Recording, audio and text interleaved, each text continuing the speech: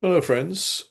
Recently, I've been researching the English factory in inverted commas, the trading post at Hirado, off the island of Kyushu. Well, Hirado itself is an island, off the island of Kyushu, Japan, in the early 17th century, so 1613 to 1623, effectively 10 years.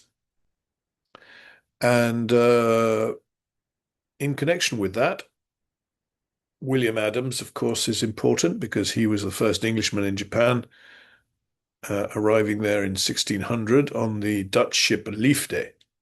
And that story is quite well known through um, James Clavell's Shogun and more recent TV series. There's been a film and so on and so forth. Uh, and plenty of scholars have looked into Adams and his situation. Equally, well, I'm now looking at Captain John Cyrus's journal for his trip from effectively from Indonesia up to Japan, and he's starting the first trading post in 1613. And of course, he was involved with he met William Adams, and they had a fairly complicated relationship, which I'll talk about in some other video at some other time. But there is a third person, a third Englishman who I think is of quite some interest in connection with the English factory, and that is the chief factor, Richard COCKS. When I say chief factor, he was in charge of the trading post, the factory at Hirado. He was left there in charge, and well, having come with Cyrus actually, and yes, he left. He also wrote quite a long diary, uh, and we have it from 1615, not complete, but anyway, until 1622, with some gaps, which often happens with diaries. It happened with Ernest Sato's early diary in the Bakematsu and so on. All right, so today what I want to do is to introduce two different books which introduce the diary. And the first one, here it is. In fact, this is in 3 volumes. This is done by the Historiographical Institute of the University of Tokyo in 1979 to 1980. So that's that one, which I have borrowed on interlibrary loan recently within Fukuoka Prefecture. And the second one is actually it's this one here, which is a paperback. I've actually bought this one, and well, through Abe Books or Abe Books, Abe Books. Not sure what you call it. But what this one is, this is Edward Maund Thompson's version. And Sir Edward Maund Thompson was connected with the British Museum. And his edition, this is a reprint of his 1883 Hakluyt edition of Richard Cox's diary, as it says, Diary of Richard Cox, Cape Merchant, in the English factory in Japan, 1615 to 1622, with correspondence. Okay, and yes, it's the thing about this one, this second one, is that it's not word for word the whole diary. It omits parts which the editor thought were not so important. Okay, whereas the one published in 1979-80 by the Historiographical Institute of the University of Tokyo, the Tokyo Daigaku Shiryo Hensanjo, is complete, word for word. All right, so that's the big difference between them. Anyway, the paperback diary of Edward Morn Thompson was easier to get hold of. Let's frankly speaking, and the other one I could only get as a library book. All right, but I have been able to scan it. So without further ado, I would like to go to share, and let's see what I want to show you. Okay, first of all, I think it's a good idea to show you a picture of Richard Cox. So there he is. This is from Wikipedia, actually. And apparently this is a statue in Hokkaido. So, yeah, fine upstanding Elizabethan gentleman by the look of him, yes. I think I've also got, I did a close-up of him as well, just a minute. Close-up of his face. Yes, there we are. I don't know how easy that is to see, but it may not be too different from the other one. But all right, so that's what he looks like. It's quite important to get some idea of what these people look like, I think. Unfortunately, we don't have a likeness or a portrait of John Saris. Of course, we do for William Adams, but not for John Saris, which is a little bit unfortunate, but that's the way it is. With historical documents sometimes. All right. So what have we got here? This is the Historiographical Institute of the University of Tokyo. That actually says Tokyo Daigaku Shiryo Hensanjo Henshu, sorry, edited by the Historiographical Institute, and it's Nihon Kankei Kaigai Shiryo. So let's go to the next page and we will find a translation of that. Historical documents in foreign languages relating to Japan. Original text, Selection 2, Volume 1, a publication edited by the Historiographical Institute, Shiryo Hensanjo, the University of Tokyo, and published simultaneously with a series of translation into Japanese. So I think there were okay, so there are 3 volumes which I've got, and then I think there's 3 volumes of Japanese translation as well. Anyway, diary kept by the head of the English factory in Japan, Diary of Richard Cox, 1615 to 1622, Volume 1, June the 1st, 1615 to December 31st, 1616, published in Tokyo in 1978. Copyright 1978, and so on. And this transcription is published under an arrangement between the Historiographical Institute in Tokyo and the British Library in London. Okay. Then we have a preface which tells us quite a lot about the Historiographical Institute. So let's take a quick look at that.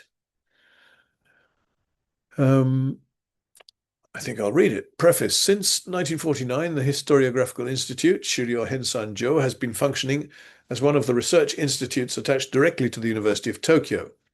The primary objective of the institute is the research, compilation, and publication of historical source materials concerning Japan. This work, however, was begun as early as 1869 in obedience to an imperial request.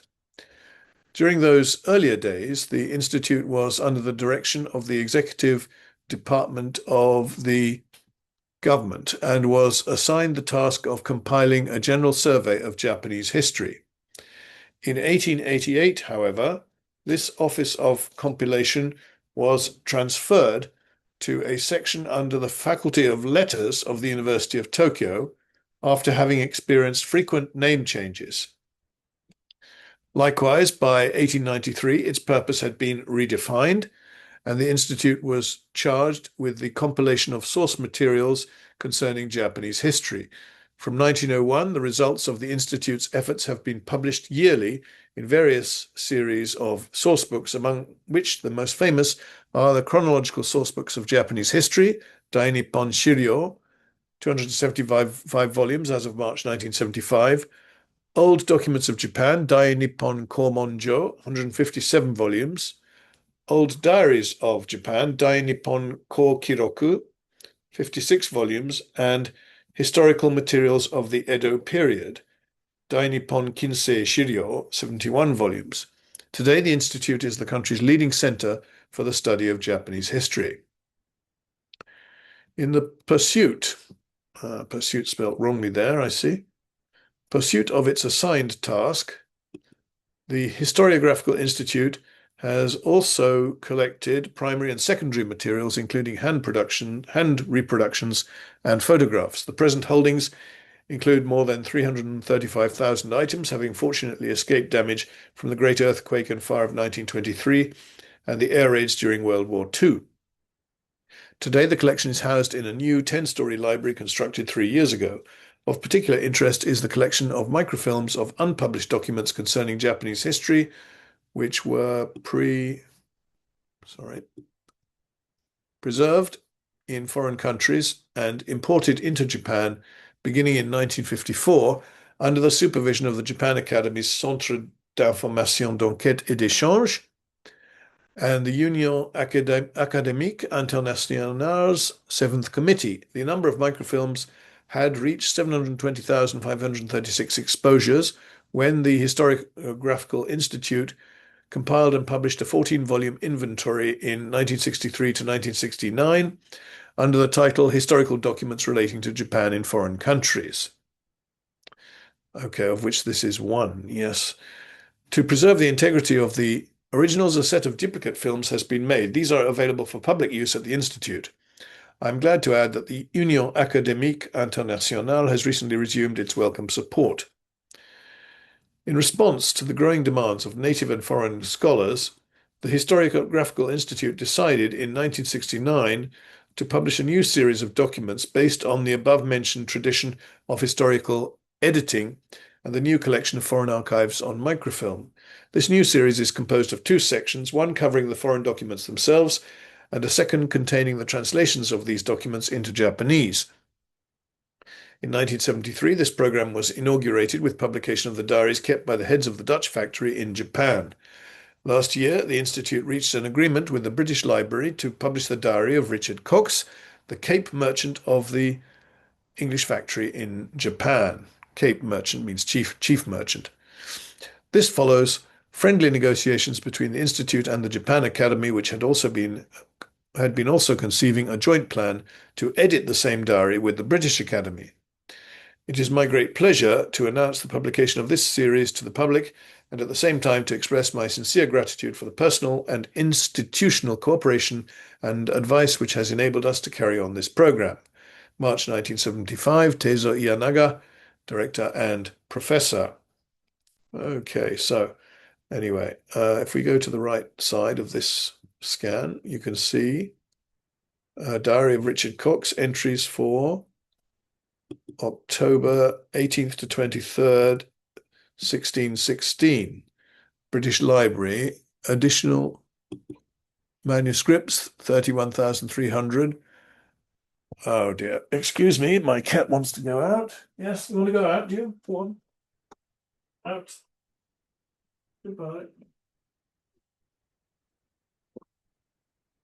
Sorry about that. What a nuisance. Still, never mind. When cats want to go out, they want to go out. Now then, where were we? We were looking at this.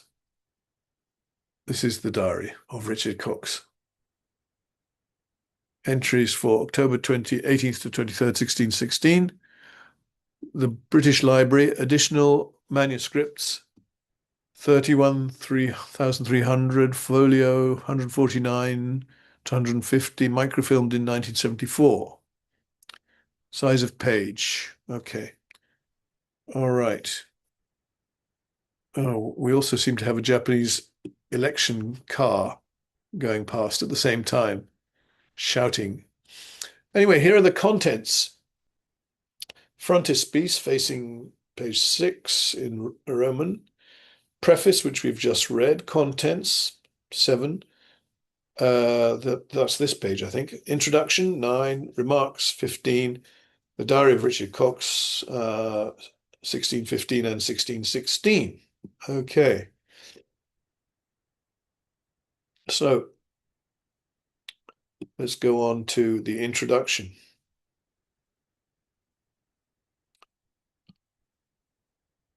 Introduction, the first Anglo-Japanese contact. A little before the founding of the United Dutch East India Company, that's the VOC, Verenigde Oost-Indische Compagnie, but certainly under the stimulus of Dutch achievements in the Eastern Seas, the Company of Merchants of London trading into the East Indies was, on December the 21st, 1600, Old Style or Julian calendar, incorporated by a charter of Elizabeth I, and on February 10th of the following year, a royal decree laid down regulations for stationing its factories in the East Indies, factories being trading posts. From 1601 to 1612, the company carried out 12 individual voyages in which profits were reckoned after each voyage, and thereafter developed a system in which profits were calculated after a series of voyages. During the 17th century, often characterized in the history of English overseas expansion as the factory period, the company opened more than 60 factories at over 50 places throughout the Far East before merging with the new United East India Company in 1709. Bantam was the site of the first factory, 1602 to 1619. That's Bantam, that's Indonesia. In Indonesia, that is. And Hirado in Japan, among those earlier established, was the northernmost, 1613 to 1624 new style, so Gregorian calendar, the one we use these days.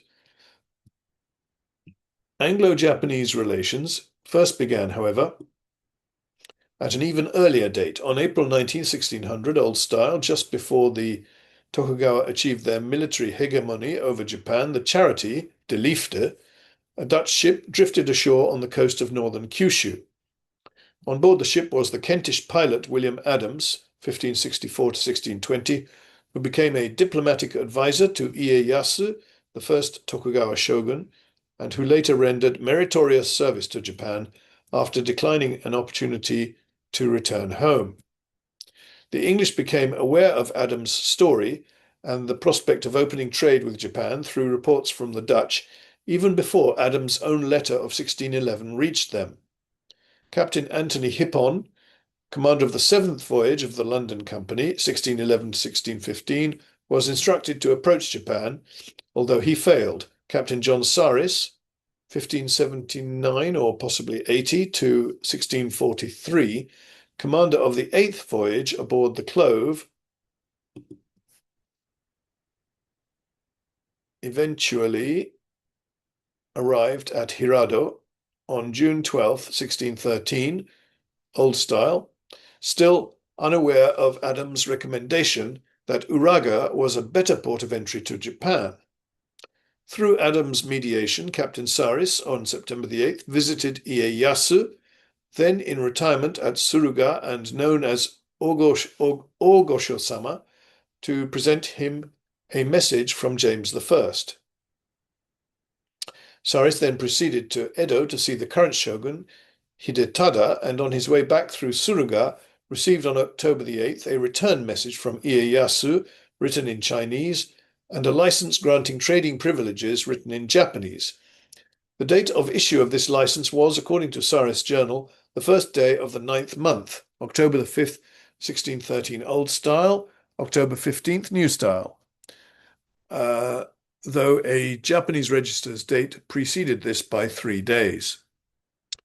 A ship's council on November 26th decided to open a factory at Hirado, and Richard COCKS, 1550 to 1624, was appointed the Cape merchant in charge of mercantile management and consular jurisdiction. In Hirado, the Dutch had already established their factory in 1609, trading with the native Japanese and the Portuguese in Nagasaki.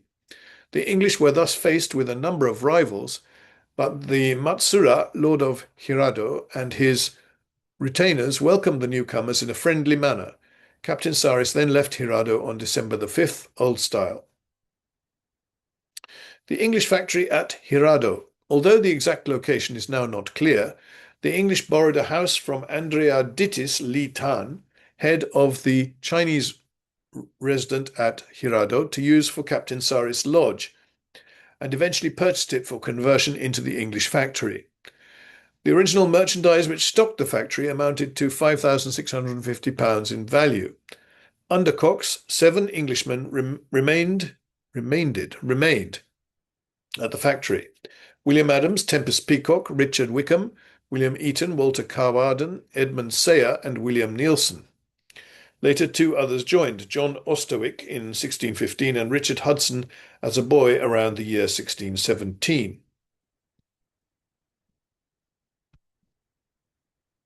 Whoops, sorry.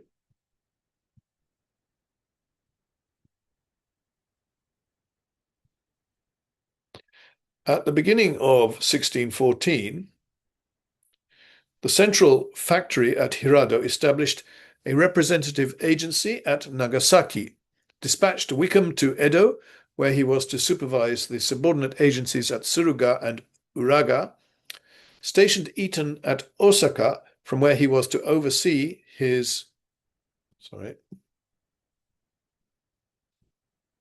Japanese sub-agents at Sakai and Kyoto, Miyako, and commissioned Seiya to establish a post at Tsushima for trading with Korea, a task at which he failed. Although the venture to Cochin, China, that's the southern part of Vietnam, by Peacock and Carwarden in 1614 was a complete disaster, the first 3 years at Hirado saw the English working hard to establish the factory, improve its facilities, and welcome 3 ships from England: the Hoseander in September 1615, the Thomas, and the Advise in July 1616, in addition to the junk Sea Adventure, which returned from her voyage to Siam with Adams and Sayer on board in July 1616.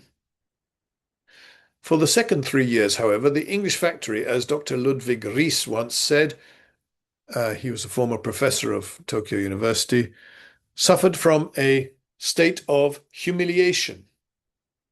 In 1616, the de facto ruler Ieyasu died, and COCKS journeyed to Edo to seek from the new ruler Hidetada confirmation of the existing English trading privileges, only to learn that the shogunate had restricted the trading activities of the Dutch and English merchants to Hirado and Nagasaki. In the following year, the Advise came again from Bantam and brought a new message from James I to Ieyasu.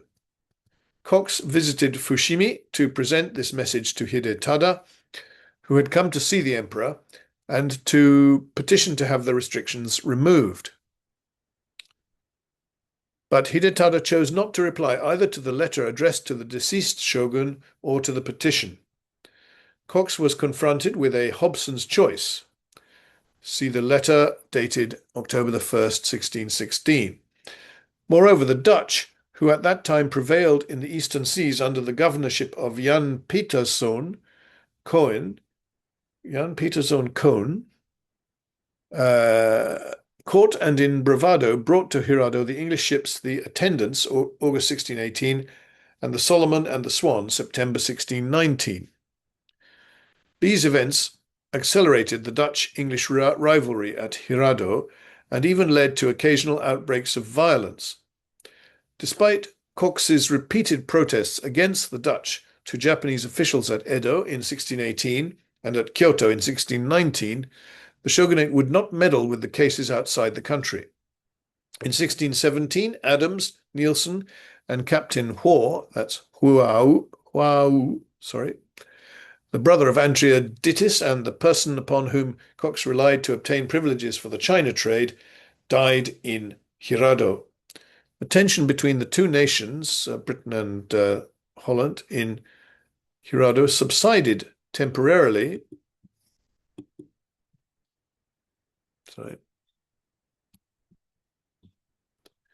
When the English and Dutch companies concluded a union against the Catholic nations, Spain and Portugal, in the east in July 1619.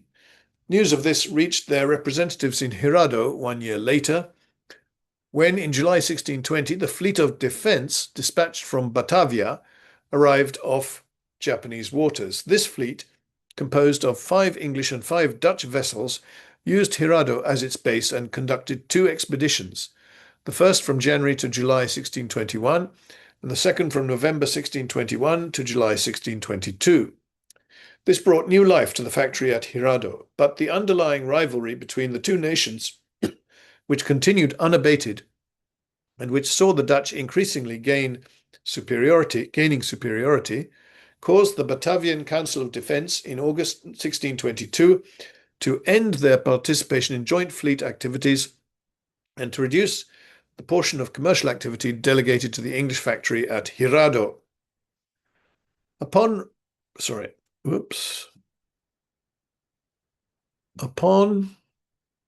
receipt of that decision, the fleet at Hirado was disbanded, but COCKS hesitated to leave Hirado before receiving instructions from London and collecting debts which amounted to £3,200. When the Amboina incident of February 1623 suddenly forced the Englishmen to yield ground in the eastern seas, the Batavian Council decided on April 25, 1623, Old Style, to dissolve the factory. And in July, the bull, captained by Joseph Cochrane, arrived at Hirado with the orders dated May the 22nd. COCKS and the 3 remaining members closed the business of the factory on December 23rd, 1623. Old Style, January the 3rd, 1624, New Style. So, December 23rd, 1623 is Old Style, January the 3rd, 1624 is New Style, so Gregorian. After empowering the Dutch to receive the debts and entrusting to the Matsura, the daimyo, the maintenance of the factory estates, after empowering the Dutch to receive the debts and entrusting to the Matsura the maintenance of the factory estates. On the following day, the 4 men left Japan on board the Bull. Richard Cox and his diary. The date and the place of Richard Cox's birth are not known for certain, but from his own statements it seems likely that he was a native of Coventry, Warwickshire. He joined the London Company in 1600 and enjoyed the patronage of Sir Thomas Wilson. Before Cox came to Japan, he stayed at Bayonne in southern France from 1603 to 1608. He almost certainly must have been older than 50 at the time of his arrival in Japan in 1613. For in a letter dated November 30th, 1613, he writes that he is now old and for years has been preparing to come home. Cox was more or less a contemporary of Shakespeare, 1564 to 1616. Cox remained in Japan until 1623, Old Style, when the council in Batavia, alarmed over his refusal to obey their orders to suspend activities at Hirado, summoned him to stand trial. In February 1624, the court at Batavia ordered Cox to return to London to stand judgment in front of the Court of Directors. That's the directors of the East India Company, and further specified that all his property was to be seized upon his arrival home. Cox left Batavia on board the Anne Royal early in 1624, but died on board ship on March the 27th, 1624, Old Style. In addition to his letters written from time to time, Cox probably kept books at Hirado, and those must have been brought back to Leadenhall Street in London. But almost all the records concerning the Japanese trade have been lost. As early as 1824, when Peter Pratt of the company compiled a history of Japan, the extant portion of Richard Cox's diary, as at present, consisted of 2 portions, one covering June the 1st, 1615 to January 14th, 1619, and the other covering December the 5th, 1620 to March 24th, 1622. These 2 portions contain little information concerning the establishment of the factory at Hirado, the circumstances surrounding the death of William Adams, or the last days of the factory. Only copied extracts remain for the 6 days before his departure from Hirado.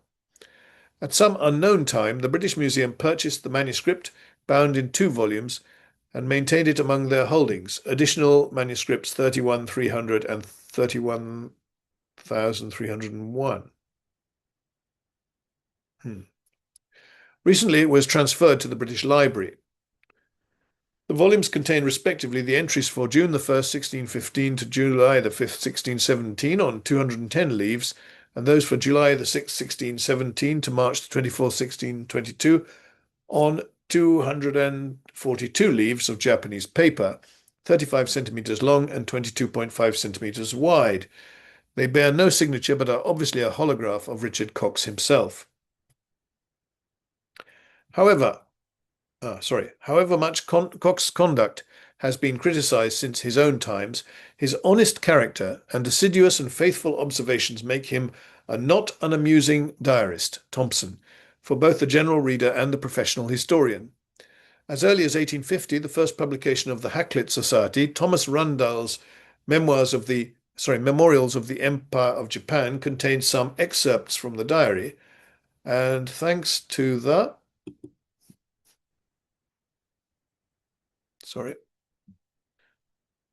skilled efforts of Edward Maund Thompson of the British Museum, a comprehensive edition was published by the same society in 1883 under the title Diary of Richard Cox, Cape Merchant in the English Factory in Japan, 1615 to 1622, with correspondence in 2 volumes. Those are the 2 volumes which I have purchased in a paperback form. This edition included an excellent introduction by the editor. I do propose to read that as well. Burt Franklin in New York recently published an undated reprint edition. In 1889, Naojiro Murakami reproduced Thompson's book and appended his own additional notes and documents. Many scholars have used these editions, and the Historiographical Institute in particular has relied on the Murakami edition for its publication of the chronological source books of Japan. E.M. Thompson, Sir Edward Maund Thompson, did not think it necessary to print the entire manuscript. He omitted those entries which had absolutely no interest to him and mentioned only once in his preface the memoranda of sales and purchases. In addition, Thompson omitted almost all entries on daily weather, many accounts on minor local events, and some words illegible or not fit to print, as well as all marginal notes except for those mentioned in his own footnotes. Perhaps in all, the Thompson edition contains only 3/5 of the diary entries. Thus, historians have long awaited the publication of a complete edition of the diary. Since this present edition is prepared especially for scholarly use, the editors have adopted more strict conventions than suggested by the British scholars, as seen in the remarks. In the preparation of new footnotes, those printed in the preceding editions have been consulted and many of them have been cited. However, the references to the relevant contemporary documents given by Murakami have been completely omitted, since they can be found in Murakami and Murakawa edited letters written by the English residents in Japan, 1611 to 1623, Tokyo 1900, and in other works. Finally, the editors wish to express their deep gratitude to Dr. Seiichi Iwao, member of the Japan Academy, for his valuable advice before and during the process of editing of this transcription. Okay, and then we have remarks, which I think I will not read here. Just the conventions, really, and how the diary is presented here. Next we actually have the diary itself, starting on June the 1st, 1615. So let's take a quick look. Actually, this part, you can see it's a different color paper, and this is because this I have downloaded from the website which I can give details. I can give details of it in the description. So it was quite time consuming because I had to download page by page, one page at a time. Whereas if you scan from a book, you can normally scan 2 pages at one time, like that, you see. Okay, right. Anyway, I was going to try and show you. Yes, right. 1615, the journal or daily book of all occurrence happening, begun at Hirado in Japan, per me Richard COCKS, the first day of June, stilo vetri. And then stilo vetri is what? COCKS used the Julian calendar while other nations in Japan had adopted the Gregorian. This date of June the 1st, 1615, stilo vetri, corresponds with June 11th, 1615, stilo novo, or in Gregorian calendar. So vetri is the old style and stilo novo is the new style. And the 15th day of the 5th month, the first year of Genna in Japanese lunar calendar. So we've got 3 different calendars here. This page bears, in addition to the original title, the signs book letter C by the same hand and I by a modern hand, and also an ex libris seal of British Museum, the former owner of the text. Oh, and by the way, below you can see the permalink. This is the actual place I downloaded this particular page. So it's from the Historiographical Institute website, HIU Tokyo ACJP.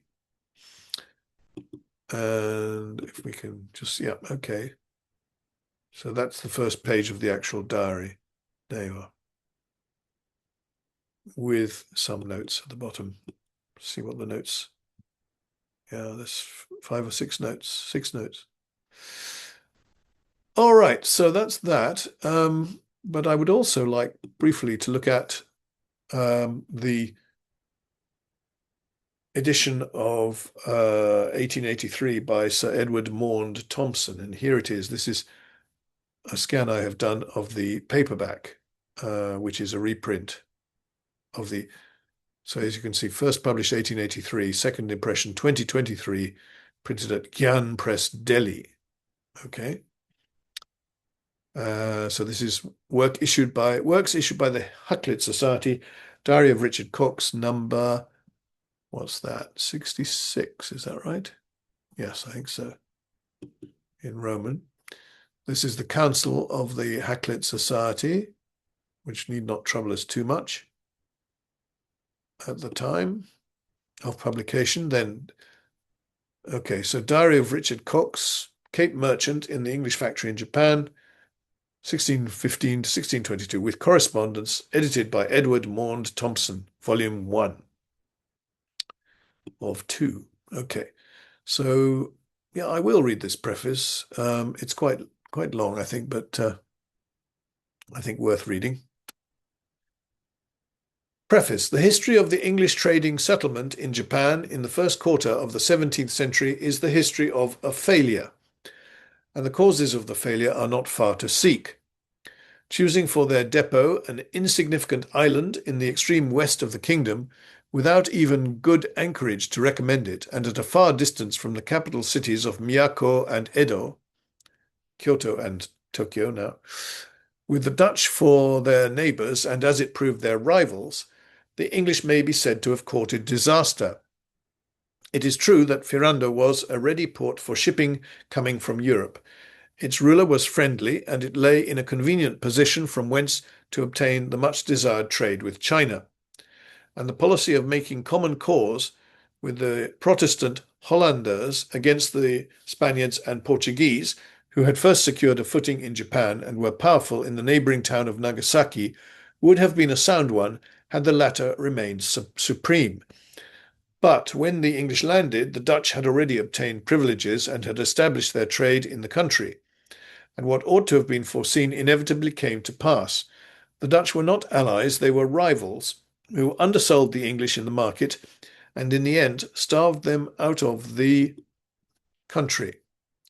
Possibly, if our countrymen had been allowed to maintain the branch factories which they started in some of the principal towns, they might have held their own against their rivals in spite of the limited trade which Japan afforded. But when their privileges were curtailed and they were restricted to Hirado, their case became desperate. Purchas, in his Pilgrims, has told us the story of the first landing of the English and its causes. The present volumes give us the internal history of the factory. The original diary of Richard Cox, the chief factor, once formed part of those papers of the East India Company, whose luckless fate it was to be destroyed or cast out of their home in Leadenhall Street to wander through the world. Happily, the diary escaped many perils and now rests in the British Museum, where, bound in 2 volumes, it bears the numbers additional manuscripts 31,300, 31,301. Unfortunately, it is not complete. It runs from 1st of June 1615 to 14th January 1619, and from 5th September 1620 to 24th March 1622.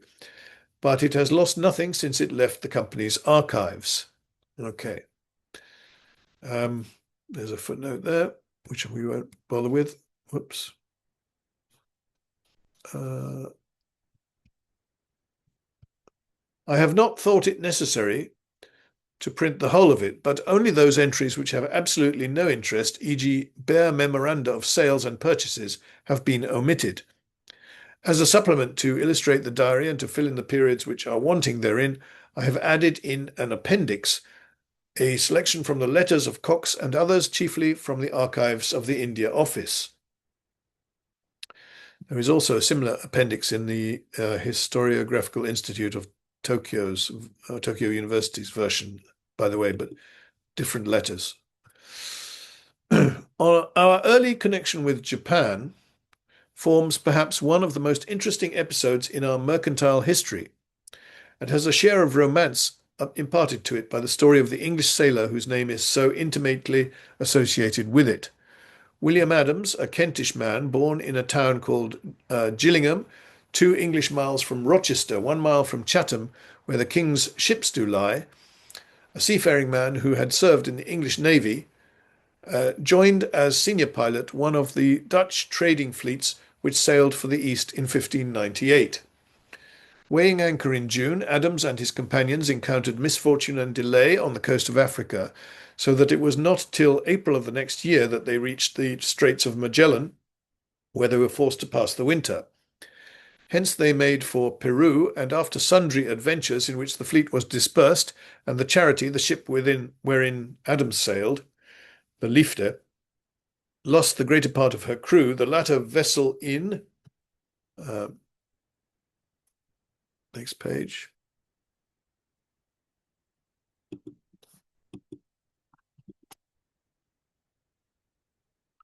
In company with a single consort, struck across for Japan, over the Pacific Ocean, that is, of course. But bad fortune still waited on the unlucky voyagers. The consort foundered in a storm, and Adams's ship with difficulty reached the shores of the province of Bungo in the island of Kyushu in Japan, where she let fall her anchor on the 19th of April, 1600. Her crew was reduced to 24, all told, and of these only some half-dozen were able to stand on their feet. Of the latter, Adams was one, and was selected to be sent up to the court of Ieyasu, the famous soldier who then ruled Japan. The moment at which Adams set foot in this unknown land was a critical one in the history of the country. The dual form of government by Mikado and Shogun had been in existence some 400 years. In the 12th century, at a time when Japan was torn by internal wars and dissensions, the military chief Yoritomo had risen to power and, overthrowing his enemies, had set up the military despotism which, acting in the name of the powerless Mikado, ruled the whole country. In 1192, Yoritomo received from the Mikado the title of Seitai Shogun, barbarian subjugating great general, and henceforth that title was transmitted to the de facto rulers and lasted down to the Revolution of 1868. The Mikado, the rightful emperor of Japan, became a mere cipher, living in the seclusion of his palace, neglected and often in poverty. This peculiar system has naturally perplexed foreigners, and thus it is that the Mikado, or Dairi, as he is more usually called by the early European writers, is represented as the spiritual head, while the shogun, or military ruler for the time being, is always styled the emperor. Yes, that seems to be confusing, doesn't it? The shogun styled the emperor. Not these days. Two families, the Hojo and the Ashikaga, successively held the shogunate down to the year 1573. The last shogun of the second house was deposed by Nobunaga, the son of a soldier of fortune, that's Oda Nobunaga, whose name, like those of his two generals and successors, Toyotomi Hideyoshi and Tokugawa Ieyasu, is great in Japanese history. Nobunaga fell the victim of treachery, but his place was promptly filled by Hideyoshi, who at once crushed the rising which had overthrown his master and assumed the reins of government. The son of a peasant, he had entered Nobunaga's service as a groom, but attracting notice, he was promoted to military service and quickly rose by his own prowess to high command. Often changing his name according to Japanese custom, he appears in history under many designations. By the Portuguese Jesuits, he is referred to as Hashiba, i.e. Hashiba, but he is more generally known by his later name of Taiko-sama, and by this name he is called in these volumes. Neither he nor Nobunaga received the title of shogun. The highest rank to which he attained was that of Kwambaku, or premier. Hideyoshi died in 1598, leaving an infant son, Hideyori, the Fidaya-sama of COCKS' diary, whom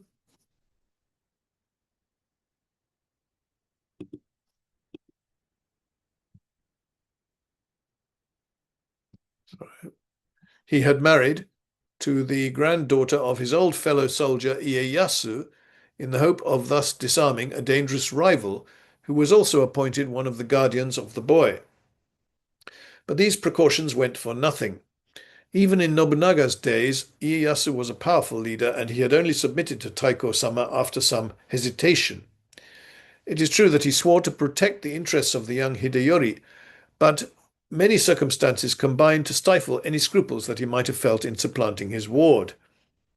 It was whispered that the child was no son of Taiko-sama, and even if he were, the nobles who had resented the rule of the low-born chief, whom they were forced to obey, were not disposed to continue their submission to his child.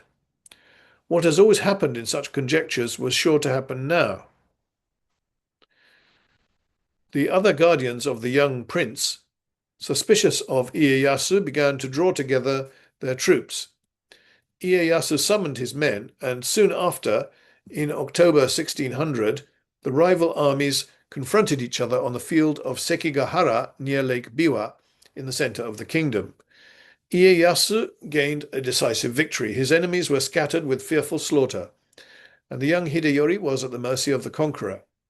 To the credit of the latter, his captive received no harm, but continued to lead a life of almost perfect freedom in his strong castle of Osaka. It was... Whoops, where have we gone? Where's it gone? It was then only a few months before this decisive battle that Adams had his first interview with Ieyasu, the emperor as he styles him, at Osaka. How he found favor in his eyes was taken into his confidence, learned him some points of geometry and understanding of the arts of mathematics, built him ships, and in fine gained such influence that what I said he would not contrary, Adams himself has told us in that letter which, a captive in a far-off land, he'd addressed so pathetically to his unknown friends and countrymen. But when, in his yearning to see wife and children again, according to science and nature, he prayed for liberty to return to his country, Ieyasu hardened his heart and would not let him go.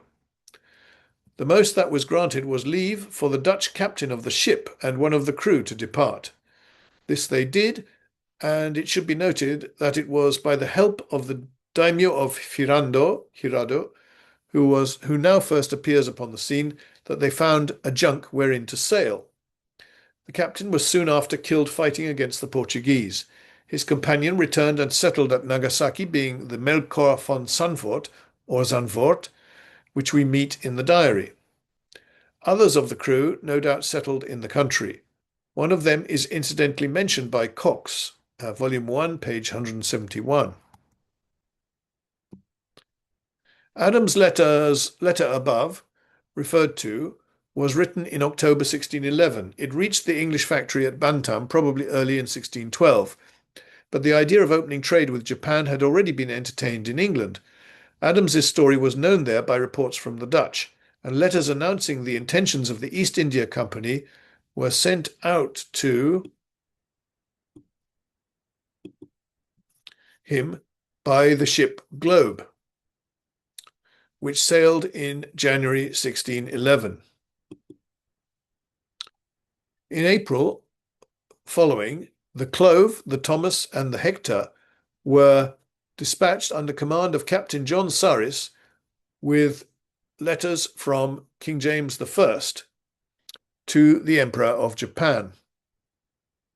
Arriving at Bantam in October 1612, now called Banten, I think, Bantam, Saris remained there till the beginning of the new year, and then on the 14th of January sailed for Japan in the ship Clove, with a crew of some 70 men. On the 10th of June, off Nagasaki, he first sighted the western coast of Kyushu, and 2 days after came to an anchor in the haven of Hirado. The first to greet the English commander were the old daimyo or tono, Foin-sama, Matsurah Hoin in Japanese. Then in his 72nd year, and his grandson, a young man of 22, who shared the government. Both are styled kings, and the latter is Figen-a or Figeno-sama, who appears throughout Cox's diary as the king of Hirado. Foin-sama seems to have been a simple and unaffected old man, not averse to merrymaking, but firm, and says Saris, famed to be the worthiest soldier of all Japan for his valor and service in the Korean Wars. Old as he was and good-humoured as he appeared, we see something of the sterner side of his character in certain remarks of our diarist. Almost immediately after their arrival, the English sailors began quarrelling and drew from him a reproof, which, though gentle, was a sufficient hint. And we are told at a later date, when his dog Balle was accidentally killed by the English cook, that if this had happened in the time of Foin-sama, who esteemed this dog much, it might have cost us all our lives. Volume 1, page 248. The readiness with which he welcomed and encouraged foreign trade is creditable, and proves that he understood, at all events in some degree, the benefits which his small principality might derive from it. He died in 1614, about a year after the establishment of the English factory. The young king had not the force of character of his grandfather. Though generally keeping on fair terms with the English, his temper was capricious, and he was probably too indolent not to be ruled by his own ministers, some of whom appear to have been all-powerful. The principal nobles and ministers at Hirado were Bongo-sama or Nobe-sane, Foin's brother and consequently great-uncle to Figena-sama, Tonamon-sama and Genta or Gentero-sama, Figena-sama's brothers, of whom the first acted as viceroy in the absence of the king, and the second resided as hostage at the shogun's court and was in favor there.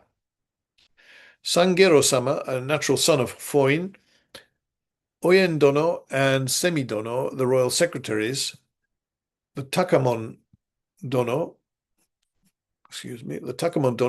the chief justice, our enemy, as Cox calls him.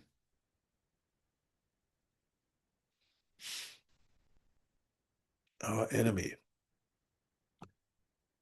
The Dutch had already settled in Hirado for some years. In July 1609, their ship, the Red Lion, arrived in that port, and favored by Foin-sama, they succeeded in obtaining from the shogun leave to establish a factory and to send one or more ships annually from Europe. It was not, however, till 2 years after this that another small ship, the Brach, arrived, and 2 commissioners were sent up to pay the usual visit to the court. One of these was Jacob Speck, afterwards head of the Dutch factory and the contemporary and rival of COCKS. At the court at Suruga, they were met by William Adams, whose influence with the shogun was used to such good purpose that they received most favourable terms for trading in the country, while 2 embassies of the Portuguese and Spaniards, which were present about the same time, failed to obtain the full privileges they sought. The head of the Dutch factory, when Saris landed, was Hendrik Brouwer, and at the very first mention of his name by COCKS, the jealousy which was smouldering in the hearts of the 2 nations shows itself. Captain Brouwer went along by the door, but would not look at us, and we made as little account of him. The first business for Saris to transact was the hire of a house to serve for a factory from Captain Andassi, captain of the China quarter, the Chinaman who appears all through the diary by the name of Andrea Dittis. His next was to prepare to visit the court of Ieyasu, only waiting to be joined by William Adams, for whom he had sent and who arrived on the 29th of July. They started on their journey on the 7th of August, leaving COCKS to manage affairs at Hirado, and travelled by the same regular route over which COCKS was afterwards so often to pass, down the inland sea to Osaka, and thence by land to Suruga, where Ieyasu resided, and afterwards proceeding to Yedo to visit Hidetada, son of the latter and actual shogun, to whom his father, according to a not infrequent custom, had transferred the title in 1605. It is needless to repeat here the interesting details of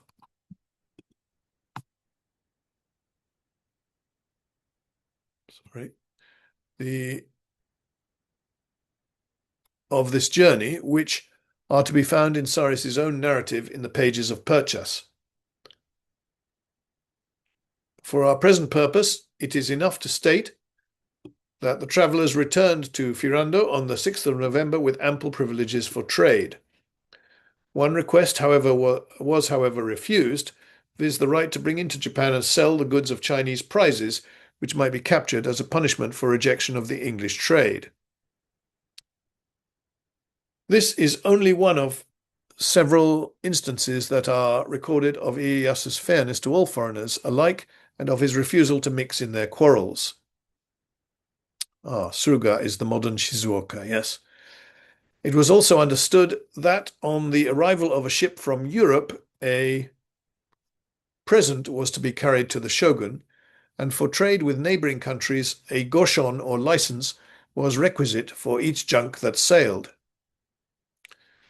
Now, touching a factory to be left there, says Saris, I had on the 26th of November assembled my merchandising council, where, upon these considerations, viz. The encouragement we had received in the Moluccas by private intelligence, the Dutch factory also planted here in Hirado, the large privileges now obtained of the Emperor of Japan, the certain advice of the English factories settled in Siam and Patane, the commodities resting unsold upon our hands appointed for these parts, and the hoped for profit, which further experience may produce, it was resolved that a factory should be left there, viz. 8 English, 3 Japan jurebasses or interpreters, and 2 servants, who were appointed against the coming of the next ships to search and discover the coast of Korea, Tushmai, that'd be Tsushima, I think, and other parts of Japan and countries thereunto adjoining, to see what good might be done in any of them. Yeah, jurebassa, I think that's Portuguese for interpreter, at least at the time. The 8 Englishmen who were thus appointed members of the English factory were Richard COCKS, captain and cape or head merchant, William Adams, Tempest Peacock, Richard Wickham, William Eaton, Walter Cowarden, Edmund Sayers, and William Neilson. That is 8, isn't it? 1, 2, 3, 5, 6, 7, 8. Yes. Richard Cox was probably a native of Coventry. A native of Coventry, yes. At all events, he was familiar with that city, Volume 1, page 172, and had friends there, Volume 1, page 229. His name appears in the Charter of Incorporation of the East India Company, 31st December 1600, and in the earlier list of names of such persons as have written with their own hands to venture in the pretended voyage to the East Indies, 22nd of September 1599, he is described as a grocer and subscribes £200. Must have been quite a lot of money at that time. He himself tells us, Volume 2, page 317, that besides being a member of this right honourable and right worshipful society or company which trade to the East Indies, he belonged to the merchants adventurers and was made free of the old Hansu, and said he was also a member of the Clothworkers' Company. Is that Hansu as in Hanseatic League, I wonder? And why would it be so?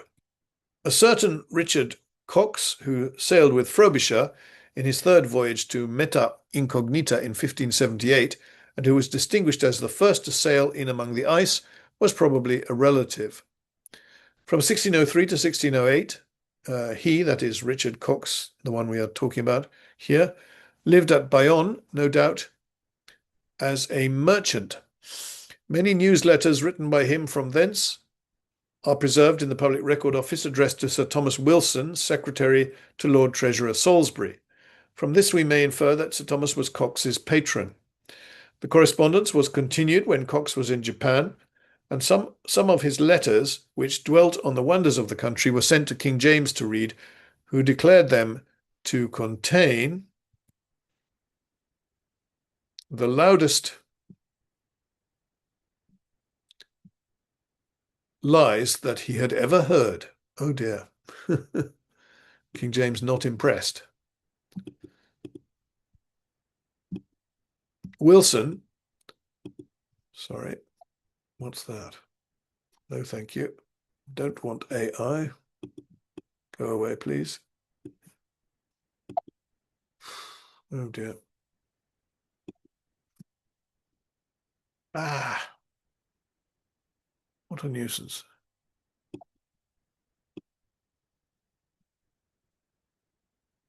How do we get rid of that? I want to get rid of that. Wretched AI. Go away. I don't want to learn more and I don't want to select a plan. Dear. Ah! What a damn nuisance. Oh dear, it's... Ah. I think I'll have to stop the share.